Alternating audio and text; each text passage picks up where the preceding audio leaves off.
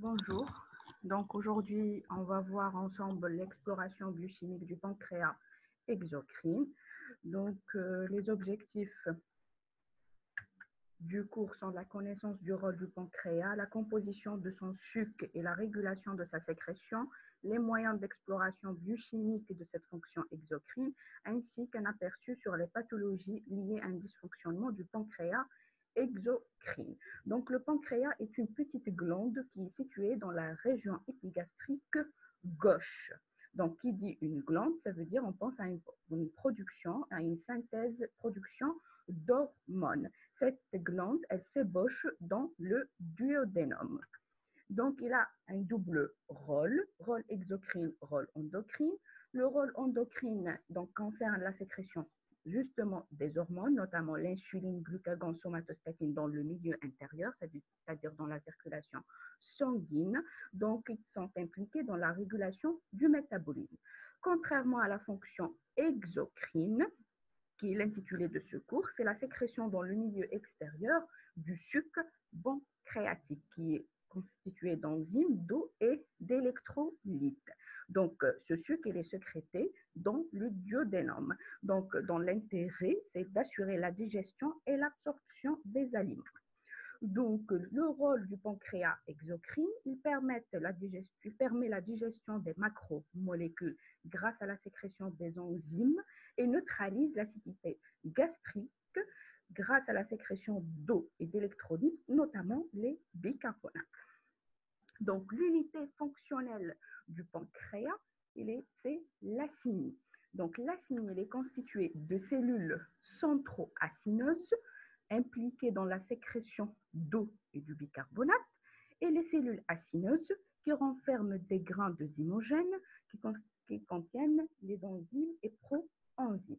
Donc, voilà les cellules les cellules acineuses et les cellules centroacineuses. Acineuses impliquées dans la sécrétion d'enzymes, ils contiennent des grains de zymogènes. Pourquoi les grains de zymogènes? Parce que tout simplement, ces enzymes sont synthétisées, sécrétées, stockées dans ces zymogènes sous forme inactive. Et les cellules centroacineuses sont impliquées dans la sécrétion d'eau et d'électrolytes.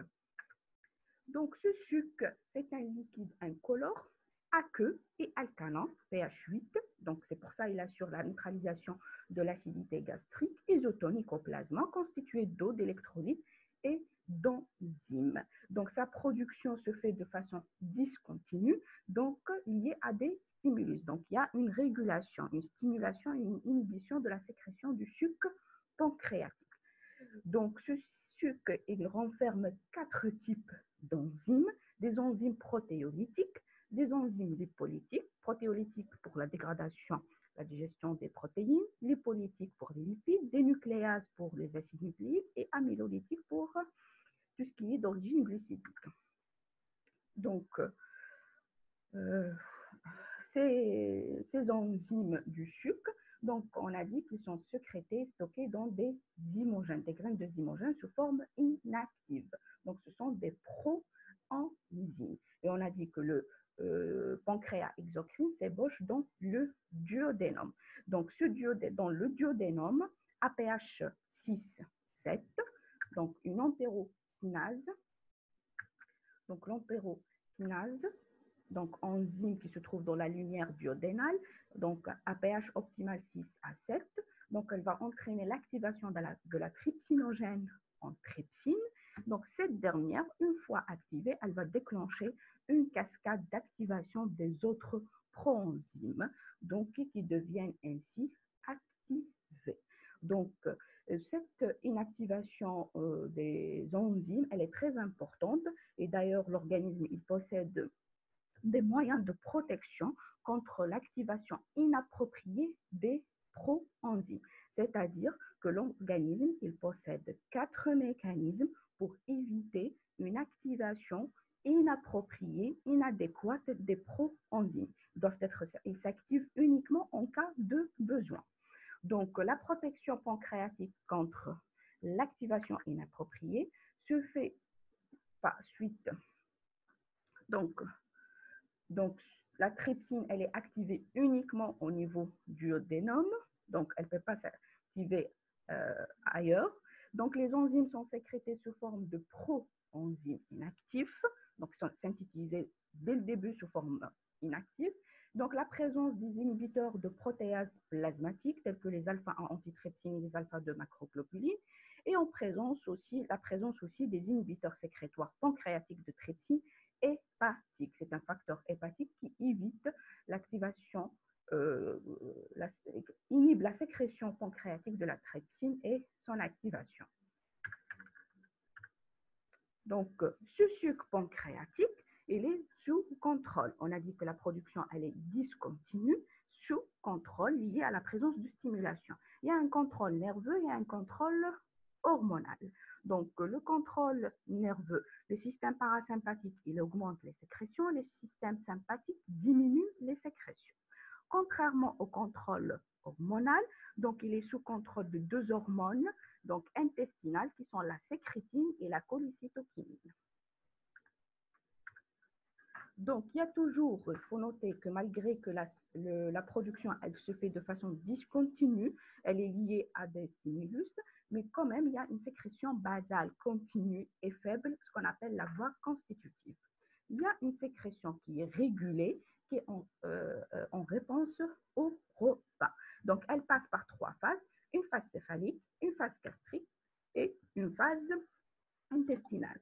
Donc, la phase céphalique, on assiste à une sécrétion de 20% du sucre, la phase gastrique, 5 à 10% du sucre, et la phase intestinale, qui est la phase la plus importante, on assiste à une sécrétion de 70 à 80% de la sécrétion. La phase céphalique. La phase céphalique, donc sous l'action de la vue, l'odorat, la mastication, c'est ce qu'on appelle le repas fictif. Donc, il y aura une stimulation du nerf vague qui, à son tour, stimule la sécrétion enzymatique et hydrobicarbonatée du pancréas exocrine. Cette stimulation, elle est faible, elle est de l'ordre de 20%. Donc, n'oublie pas que ce repas fictif stimule à son tour l'estomac qui stimule ainsi la sécrétion pancréatique. Donc, un repas fictif, il stimule la sécrétion du sucre pancréatique à l'ordre de 20%, soit directement par stimulation du nerf vague, soit indirectement suite à une stimulation gastrique, de la sécrétion gastrique. Donc, la phase gastrique, c'est lorsque le repas il arrive à l'estomac. Donc, la distension du fundus, la distension de l'antre, donc ces mouvements, ils vont stimuler directement la sécrétion du sucre pancréatique et principalement la sécrétion enzymatique. Sans oublier la libération du sucre gastrique riche en protons. Donc, lorsqu'il y a une libération du sucre gastrique très riche en H+, ça veut dire l'acidité gastrique. Et parmi les rôles du pancréas exocrine, on a dit qu'il neutralise l'acidité gastrique. Donc, le fait que le sucre gastrique devient très acide, donc ça va stimuler encore le pancréas à produire le sucre pancréatique. La phase intestinale, c'est le site majeur de la régulation pancréatique, ce contrôle de deux hormones, la sécrétine et la cholécytokinine ou pancréosimine. Donc, l'arrivée dans l'intestin d'un repas riche en protéines, en acides aminés et en graisses stimule la sécrétion de la cholécytokinine par les cellules duodénales, par la muqueuse duodénale. Donc, la cholécytokinine, elle va stimuler directement les cellules acineuses pour produire les enzymes pancréatiques. Et elle va exercer un rétrocontrôle négatif sur l'acidité et le sucre gastrique. Donc, la cholécytokinine, c'est une hormone synthétisée par les cellules intestinales, les cellules de la muqueuse intestinale. Donc, elle est stimulée par un repas riche en protéines, en acides aminés et en graisses. Elle va stimuler directement les cellules acineuses, donc pour produire des enzymes pancréatiques. Donc, et elle va exercer, une fois synthétisée et sécrétée, elle va exercer un rétrocontrôle négatif sur le sucre gastrique. Donc, la sécrétion sécrétine qui est synthétisée par les cellules S intestinales. Donc, elle est stimulée par l'acidité gastrique et par un repas riche en graisse. Donc, quel est le mécanisme d'action de cette hormone? Donc, elle va stimuler le nerf vague qui stimule à son tour les cellules centro-acineuses qui vont produire les bicarbonates. Et les bicarbonates vont exercer un rétrocontrôle négatif sur la synthèse de la sécrétine. Elle-même, elle exerce un rétrocontrôle négatif sur l'acidité gastrique. Donc, l'arrivée d'un repas riche en graisse avec l'acidité gastrique stimule la sécrétion de la sécrétine. La sécrétine, elle va stimuler les cellules centro-acineuses indirectement via le nerf vague et elle va exercer un rétrocontrôle sur l'acidité gastrique. Donc, une fois les cellules centro-acineuses sont stimulées par le nerf vague, vont produire des bicarbonates et les bicarbonates vont bloquer la sécrétine. Donc, la sécrétine, elle potentialise l'effet de la cholécytokine. Donc, par la suite, on va passer à l'exploration biochimique. Donc, grosso modo, le pancréas, c'est une glande située dans l'épigastre gauche. Elle a un double rôle, un rôle endocrine, donc impliqué dans la régulation du métabolisme, donc via des cellules endocrines, et un rôle exocrine, donc c'est la synthèse du sucre pancréatique constitué d'enzymes, d'eau et d'électrolytes, impliqué dans la digestion et l'absorption. Donc, ce sucre, il est constitué, on a dit, d'enzymes. Il y a plusieurs catégories d'enzymes. La chose la plus importante, c'est que ces enzymes sont synthétisées et stockées dans des graines de zymogènes sous forme inactive. Donc, sous forme inactive.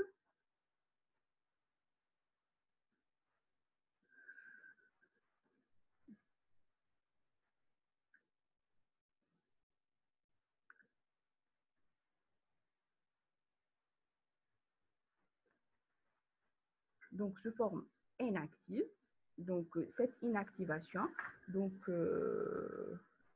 cette inactivation, elle est importante pour éviter donc une activation inappropriée, une autodigestion du pancréas. Donc, il y a 4 mécanismes. Le fait que la sécrétion, elle se fait sous forme, la synthèse se fait sous forme inactive, que la trypsine, elle ne peut pas s'activer sauf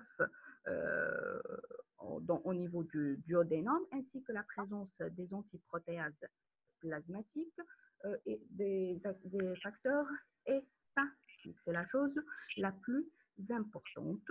Donc, par la suite, l'autre point qui est le plus important, c'est la chose la plus importante aussi, c'est le mécanisme de régulation de la sécrétion pancréatique, du sucre pancréatique, qui passe par 3 phases, une phase céphalique, une phase gastrique et une phase intestinale. Donc, la phase gastrique, céphalique, pardon, c'est par le repas digestif. La phase gastrique, c'est les distensions du fundus et de l'antre. Et la phase intestinale, c'est sous contrôle hormonal de la cholécytokinine et la sécrétine. Donc, maintenant, on va passer à l'exploration biochimique. Quels sont les moyens biochimiques utilisés donc, en cas de dysfonctionnement du pancréas exocrine, comment on peut détecter un dysfonctionnement. Très bien.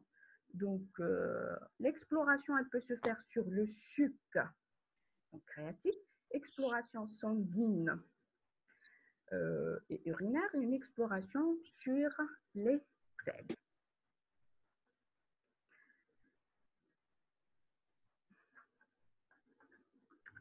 Donc, sur le sucre pancréatique, donc, ça consiste à recueillir les sécrétions pancréatiques après intubation et stimulation hormonale exogène. Donc, on va stimuler la sécrétion de la cholécytokinine, la sécrétine, et on va par la suite analyser le débit, la composition du sucre pancréatique. Donc, c'est une exploration qui est longue, délicate et pénible, qui n'est pas utilisée. Donc, c'est un test de référence malgré ça pour la mise en évidence d'une insuffisance pancréatique.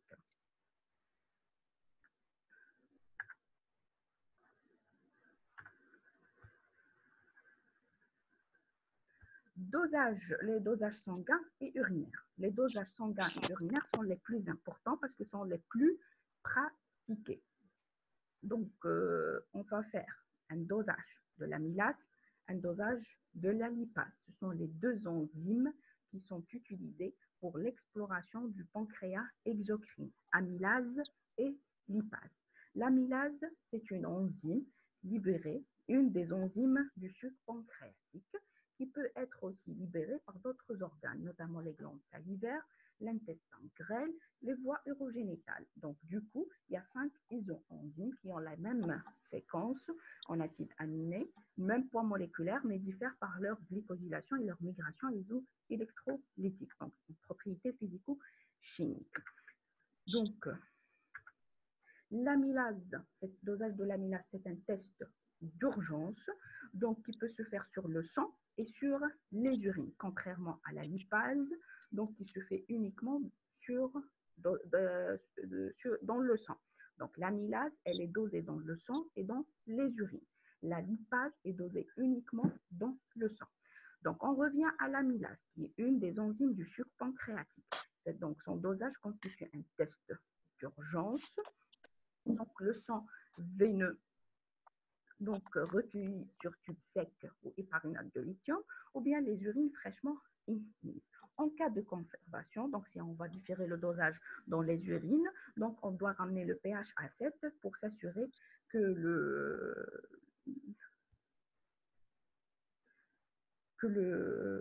l'amylase reste stable.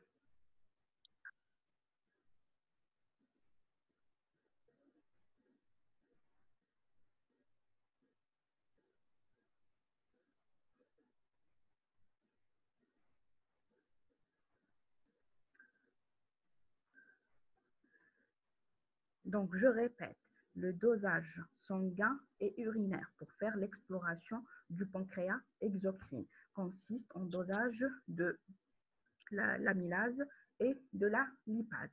L'amylase est l'une des enzymes du sucre pancréatique. On peut faire le dosage soit dans le sang, soit dans les urines. Donc, le sang veineux replié sur tube sec ou héparinate, dans le sérum ou dans le plasma hépariné, ou bien dans les urines. Une note très importante, c'est que les urines, si on va faire un dosage différé, ça veut dire si on va conserver les urines, on doit ramener le pH à 7 pour assurer la conservation de l'enzyme qui est l'amylase. Donc, dosage de l'amylase toujours. La méthode de dosage, c'est une méthode enzymatique, colorimétrique, cinétique. Donc, dosage colorimétrique, enzymatique et cinétique. Donc, qui dit enzymatique, ça veut dire on va utiliser des enzymes. Donc, en réalité, ici, c'est l'enzyme qui est dosée. C'est l'activité enzymatique de l'amylase qui est dosée. Colorimétrique, ça veut dire que le produit final dont on va mesurer la densité optique, il est coloré. Cinétique, ça veut dire qu'on va suivre une cinétique, une vitesse soit d'apparition, soit de disparition. Donc, ce qu'il faut retenir, c'est que la méthode de dosage enzymatique colorimétrique est cinétique. Donc, on va utiliser un substrat qui va être hydrolysé par l'amylase. Et les produits de l'hydrolyse vont donner un produit coloré. Donc, voilà, on va utiliser un substrat qui va être hydrolysé par l'amylase.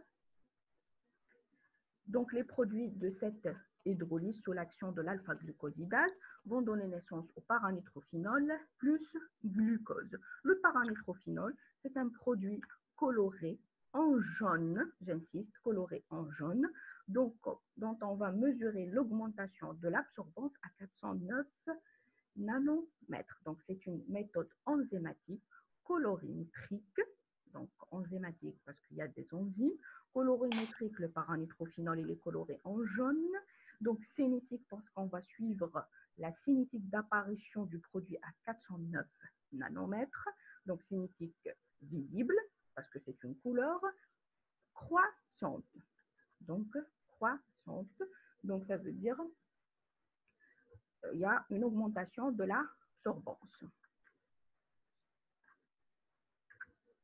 La méthode de dosage, l'autre méthode de dosage qui peut être utilisée, c'est l'enzymatique. UV. UV, ça veut dire que le produit qu'on va suivre, la cinétique, absorbe à 340 nanomètres. Donc, c'est le même principe. On va utiliser un substrat qui va être hydrolysé par l'amylase et les produits de cette hydrolyse vont subir plusieurs réactions. Donc, deuxième hydrolyse, mutation et par la suite, sous l'action de la glucose 6-phosphatase déshydrogénase, ça va donner naissance au NADH+. Donc, on va suivre la vitesse de formation du NADH+, qui est proportionnelle à l'activité de l'alpha-amylase à 340 nanomètres. Donc, c'est une méthode enzymatique, cinétique, UV, toujours croissante. Ce qu'il faut retenir, que l'amylase, elle peut être dosée dans le sang ou dans les urines, sérum au plasma, dans les urines fraîchement émises, par deux méthodes. Soit une méthode enzymatique, colorimétrique, cinétique, soit une méthode enzymatique, cinétique, UV. Donc, il y a deux valeurs normales, une valeur pour le sérum entre 28 et 100 et dans les urines inférieures à 460 unités internationales. Donc, l'hyperamylasémie s'observe beaucoup plus dans les pancréatites aigus. Donc, l'amylasémie, elle doit être toujours complétée par l'amylasurie, car l'amylase est éliminée par les urines avec un décalage des signes urinaires de 6 à 12 heures. Ça veut dire quoi? Donc, si l'amylase augmente dans le sang, donc l'amylasémie augmente, donc dans les urines, elle va augmenter aussi, donc parce qu'elle est éliminée par voie urinaire, mais après 6 à 12 heures. Entre 6 à 12 heures, ça veut dire si on trouve l'amylasémie élevée, donc on doit attendre 6 à 12 heures pour la doser dans les urines pour confirmer l'augmentation. Donc, une amylasémie élevée ne signifie pas systématiquement une amylasurie aussi élevée. Il faut prendre en considération le décalage des signes urinaires. Donc, toujours dans le cadre de dosage de l'amylase, donc l'hyperamylasémie et l'hyperamylasurie sont moins spécifiques.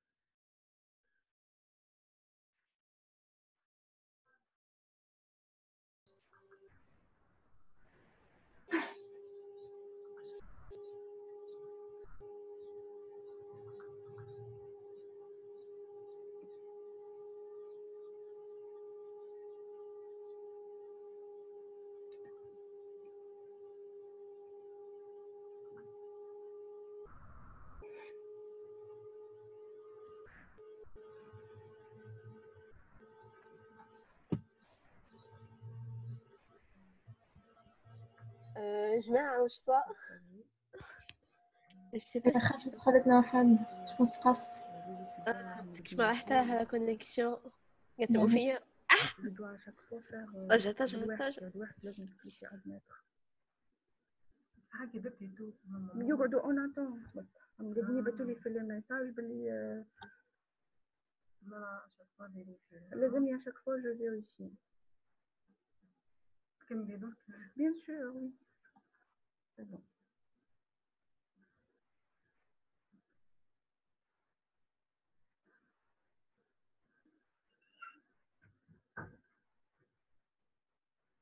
Donc, on continue. Donc, toujours dans le cadre du dosage de l'amylase, donc l'amylase, elle est moins spécifique et moins sensible. Donc, pourquoi? Parce que tout simplement, on a dit que il y a 5 isoenzymes.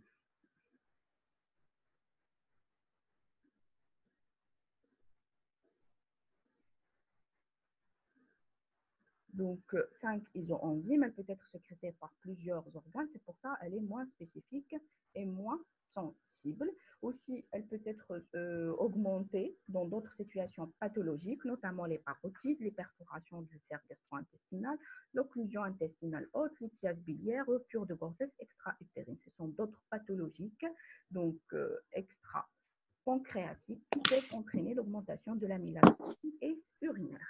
Donc, une augmentation de l'amylasémie peut être aussi traduire un défaut d'élimination rénale par diminution de la filtration glomérulaire, donc c'est ce qui se traduit par amylasurine basse. Donc, c'est-à-dire, si on dose l'amylase sanguine, on la trouve élevée. Donc, ceci ne signifie pas que l'amylase urinaire, elle est systématiquement élevée. Déjà, il y a le point de décalage des signes urinaires de 6 à 12 heures. Donc, on doit prendre en considération cette notion. Il y a aussi le problème de filtration glomérulaire. Si le patient il souffre d'un défaut d'élimination urinaire, de filtration glomérulaire principalement, dans ce cas-là, l'amylase urinaire, elle se retrouve basse. Donc, elle peut nous orienter aussi vers un problème urinaire. Donc, le dosage de la lipase, c'est la deuxième enzyme. La lipase pancréatique, c'est la plus importante, fonctionne en présence d'un cofacteur d'origine protéidique qui est la colipase. Elle dégrade les triglycérides du contenu intestinal en diglycérides puis en monoglycérides. Très bien. Donc, cette lipase, elle peut être dosée uniquement dans le sang, donc qui est repliée sur tube sec ou hyparinate de lithium. Donc, une remarque très importante, que les anticoagulants qui forment des complexes avec le calcium, comme le DTA, le citrate, le fluorure, interfèrent avec le dosage. Ils ne doivent pas donc être utilisés. Donc, les anticoagulants à proscrire sont le DTA, le citrate et le fluorure. C'est tout anticoagulant qui peut complexer le calcium.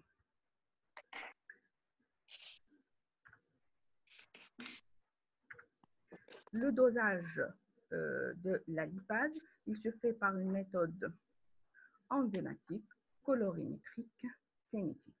Enzymatique, colorimétrique et cinétique. C'est le même principe que le dosage de l'amylase. Donc, on va utiliser un substrat, donc, qui va être dégradé par la lipase en présence de colipase, le cofacteur. Les produits de dégradation, donc à pH alcalin, il va se dégrader spontanément en méthylrésorufine qui est coloré en rouge. L'intensité de couleur est directement proportionnelle à l'activité de la lipase. Donc, on va mesurer l'augmentation de l'absorbance à 583 nanomètres. Donc, c'est une méthode enzymatique parce qu'on utilise la lipase, colorimétrique, les produits qu'on va mesurer d'absorbance et de couleur rouge, cinétique parce qu'on va suivre l'augmentation de l'absorbance à 583 nanomètres. Donc, c'est une cinétique croissante.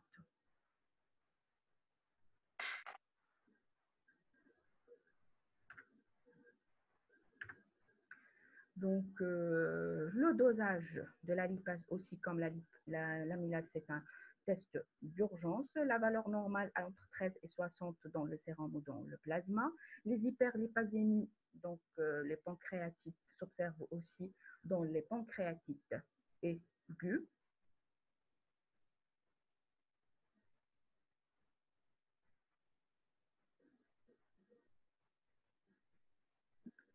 La lipasémie est plus spécifique que l'amylasémie.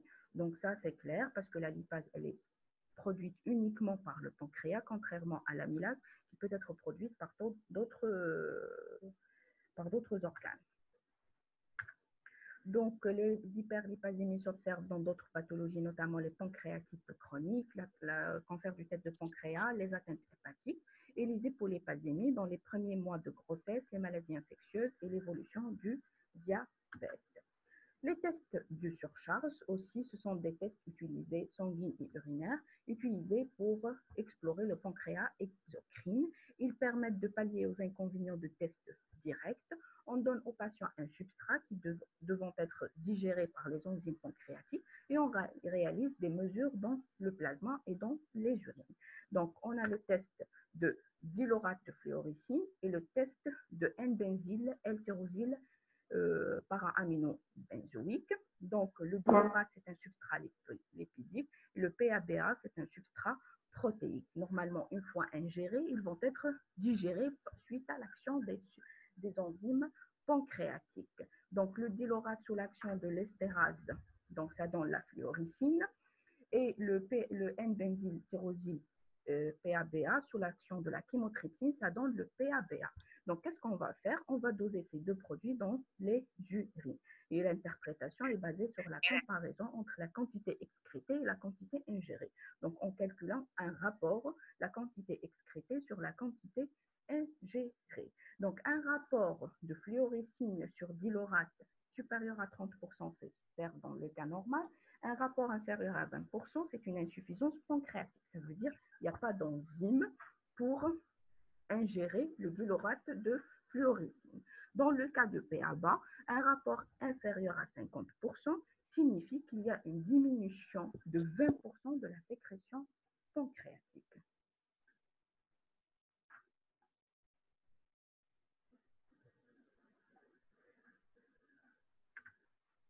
Mesure des graisses fécales, c'est les tests fécaux.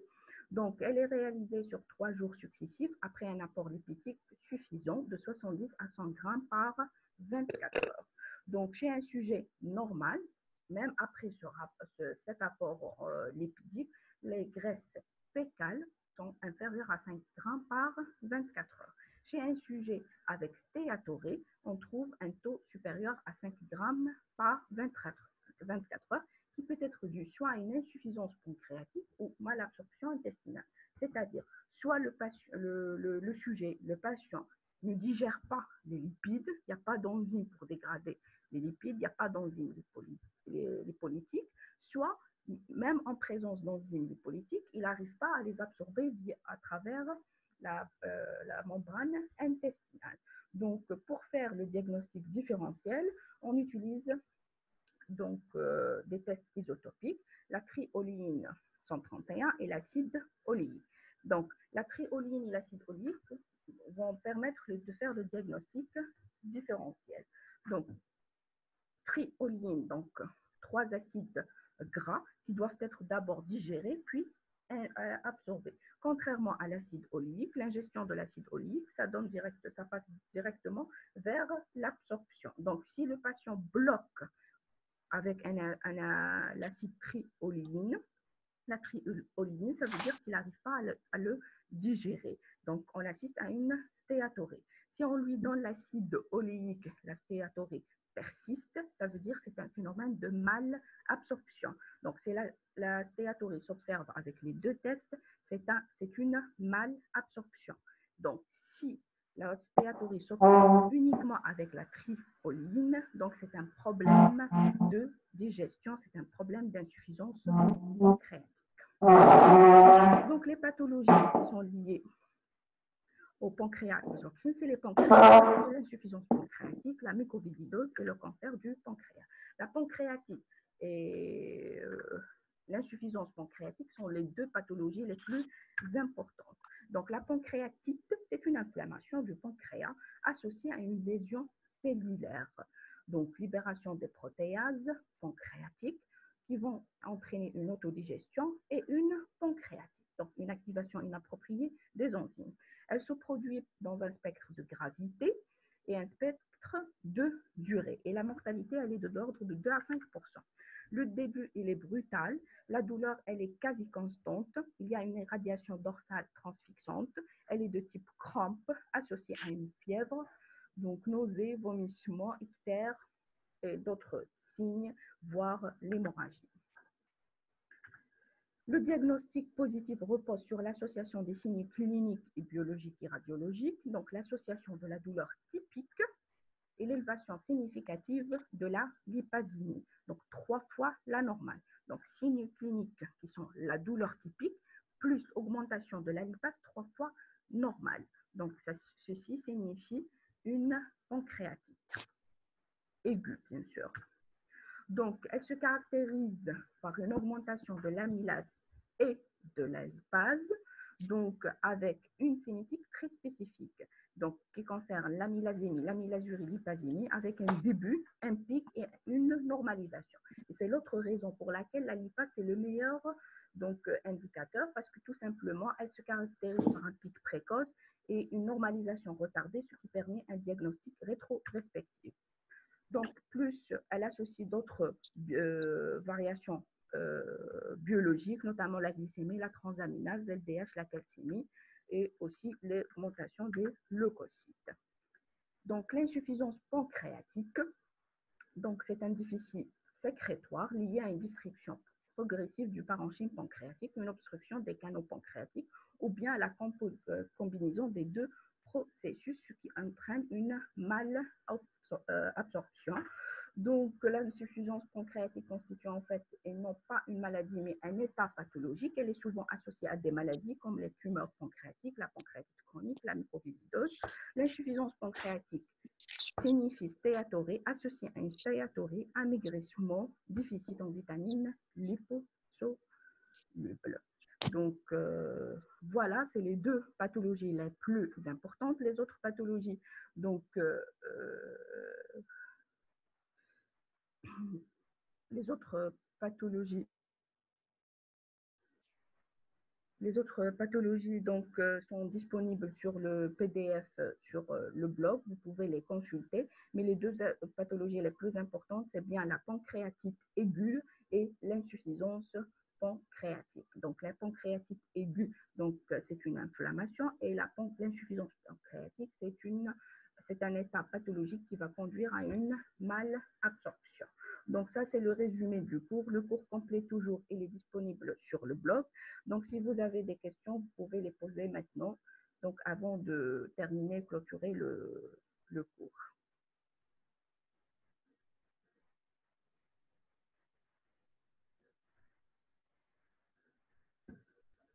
C'est trop rapide parce qu'on est limité dans le temps.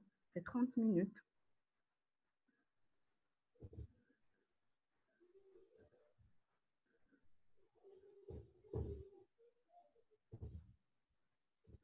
Il n'y a plus le son, il n'y a plus la connexion, c'est par défaut. Par défaut de connexion au niveau du département.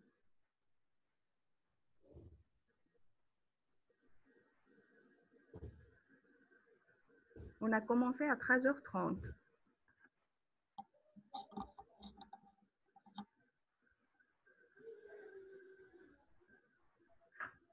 Les deux parties les plus importantes, c'est la régulation du pancréas, c'est la régulation de sécrétion du sucre pancréatique et l'exploration, bien sûr.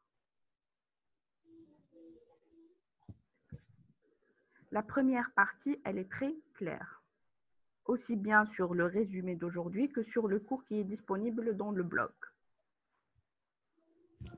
Il reste 1 minute avant que...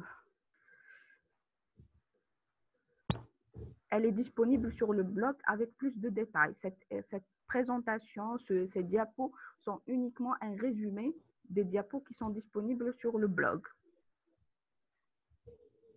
Il faut juste réviser le cours. Donc, toutes les informations sont disponibles sur les diapos. Il reste moins d'1 minute. Si vous avez des questions, je suis à votre disposition.